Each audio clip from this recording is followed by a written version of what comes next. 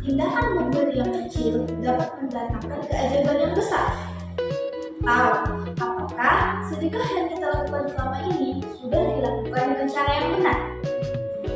Nah, hari ini saya akan membawa Anda semua, mengajak Anda semua untuk menyelami sebuah buku yang tidak hanya memberikan jawaban, tetapi juga mengubah sudut pandang kita tentang kekayaan, keikhlasan, dan kekuatan berbagi.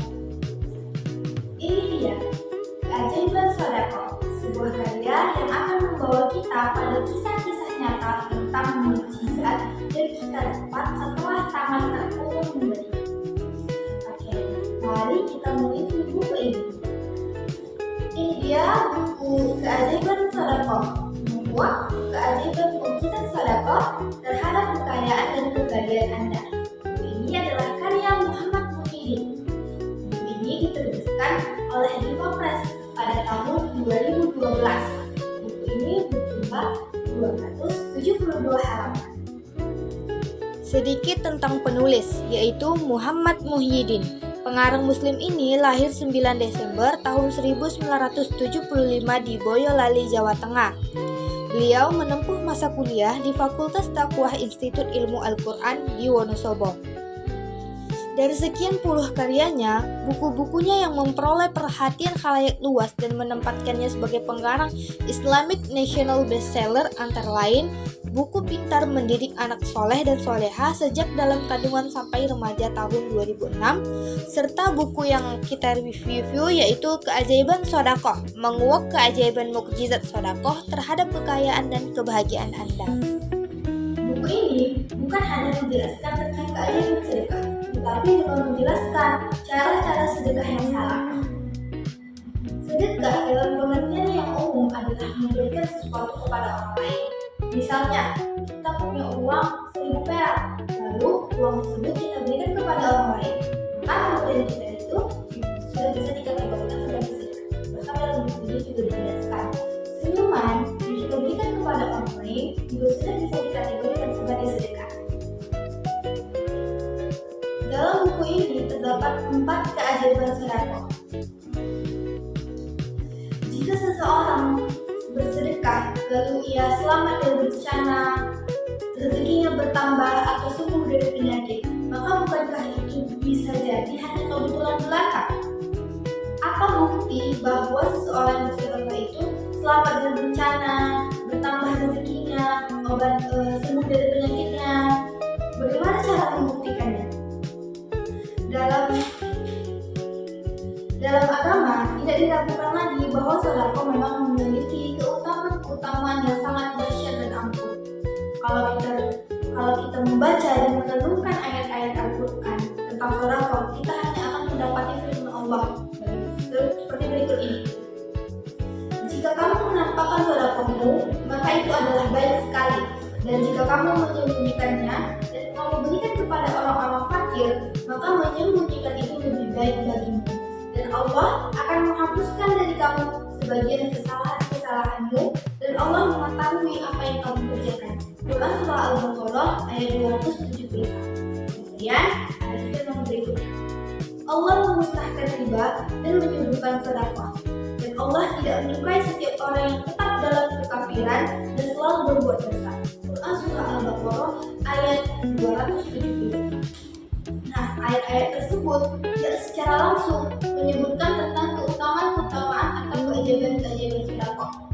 Tapi apabila kita memperhatikan riwayat-riwayat dalam Islam, maka kita akan banyak menemukan riwayat-riwayat yang mengetengahkan keutamaan atau keajaiban sedekah. Di antara riwayat tersebut adalah seperti berikut ini. Khalifah Ali bin Abi Thalib menyatakan, pancinglah rezeki dengan sedekah.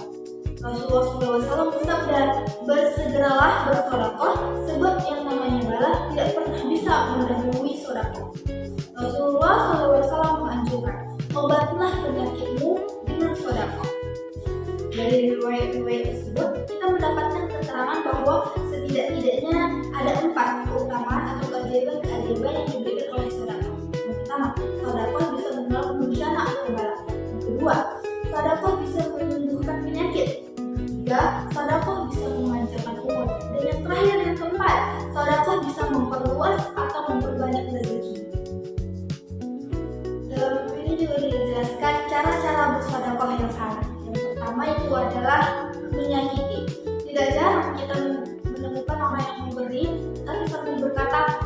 terimalah dengan nada yang kuat, suara yang keras akan membentak.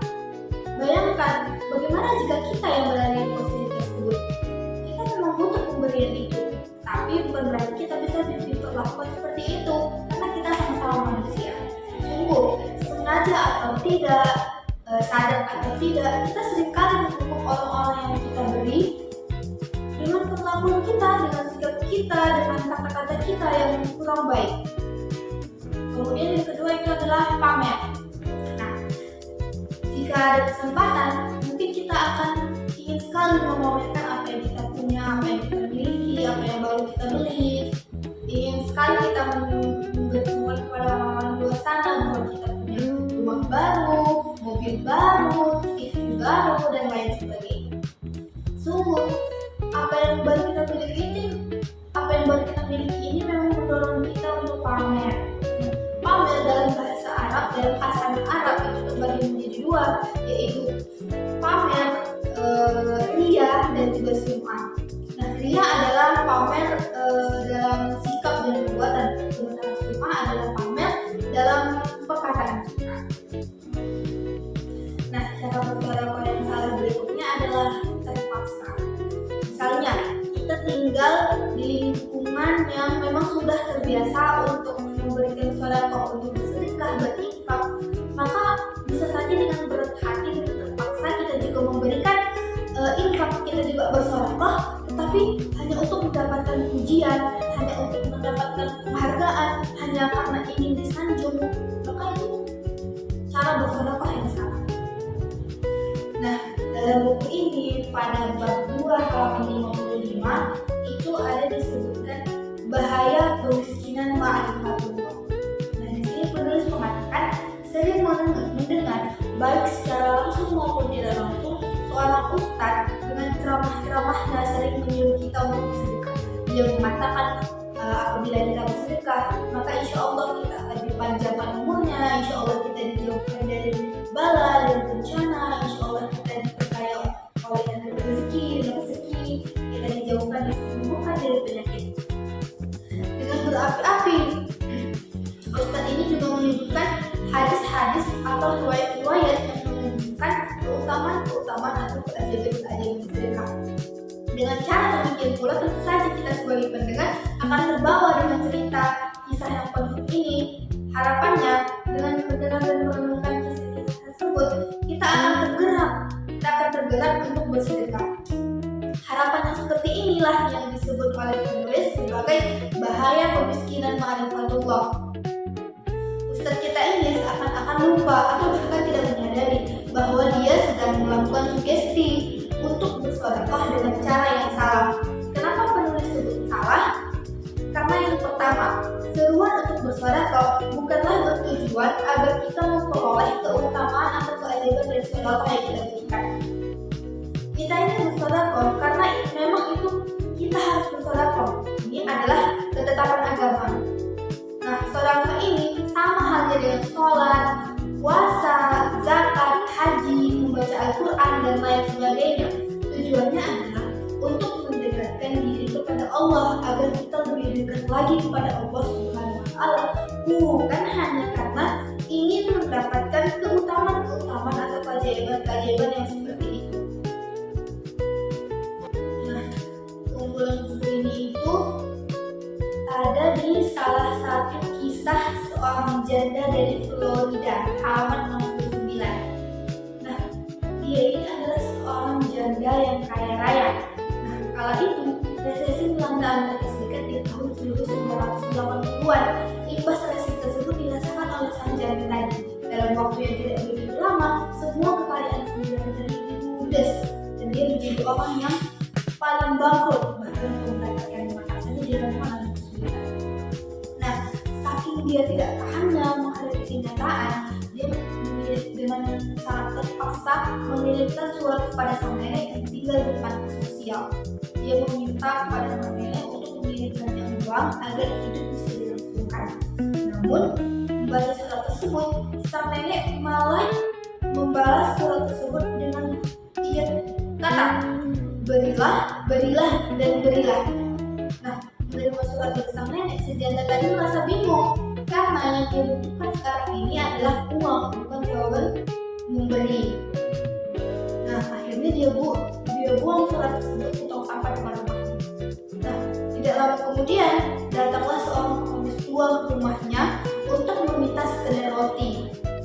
Kebetulan sang janda tadi memiliki 3 instruksi. Dia teringat dengan isi surat neneknya tersebut, maka dengan hati yang penuh ikhlas dan kerelaan, dia berikan semua roti itu kepada pengemis itu. Ajaibnya, beberapa saat setelah itu, tetangganya datang dengan memberikan setampah roti. Bahkan yang lebih ajaibnya lagi, dalam waktu yang tidak lama, sang janda tadi kembali berubah menjadi orang yang kaya raya. Nah, percayalah, jika kita memberikan kepada orang lain dengan hati yang tulus, hati yang ikhlas, hati yang rela, hati yang penuh kasih, dan pemberian itu kita berikan kepada orang yang benar-benar membutuhkan, memang layak untuk mendapatkan pemberian itu. Maka keajaiban dari pemberian kita atau sedekah kita itu akan kita rasakan saat itu juga. Tidak memandang agama kita apa, kita tinggal di mana, apa jenis kelamin kita, apa bahasa kita, apa suku kita, dan seterusnya. Tetapi keajaiban yang kita dapatkan ini khusus hanya kita dapatkan dalam kehidupan dunia. Kita tidak berhak mendapatkannya dalam kehidupan akhirat. Kenapa? Sebab keajaiban di negeri ini hanya akan didapatkan oleh orang-orang yang benar-benar beriman dan bertakwa kepada Allah Subhanahu wa Ta'ala. Dalam buku ini, penulis menggunakan bahasa yang baik dan mudah dipahami. Bahkan saya sebagai pembaca membaca buku ini seakan-akan penulis benar-benar berada di dalam buku ini. Buku ini sangat direkomendasikan sekali bagi mereka yang sedang mengalami kesulitan ekonomi, keuangan, bagi mereka yang benar-benar ingin bersedekah, bisa membaca buku ini terlebih dahulu agar sedekah yang dilakukan dapat dilakukan dengan cara yang benar. Hubungan keajaiban sedekah dengan pendidikan agama Islam yaitu sedekah sebagai media pembentukan karakter. Nah, pendidikan agama Islam itu tidak hanya berfokus pada teori, tetapi juga pada perkembangan karakter. Sedekah adalah media yang efektif untuk menunjukkan rasa keikhlasan. Jadi siswa ini kita ajarkan bersedekah dengan sukarela, dengan spontan, tanpa mengharapkan imbalan, dan murni hanya mengharapkan ridho Allah SWT. Dan juga rasa empati dan solidaritas sosial. Ini membantu siswa untuk menumbuhkan rasa kepedulian dan